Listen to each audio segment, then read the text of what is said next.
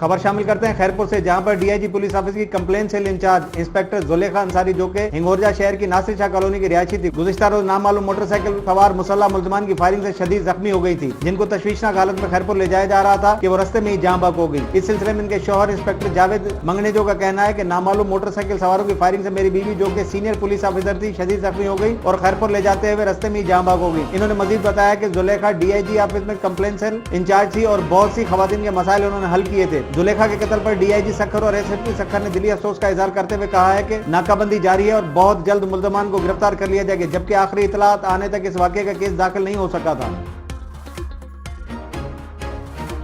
मजीद खबरों और अपडेट्स के लिए देखते रहिए हमारा YouTube चैनल HRJDO न्यूज।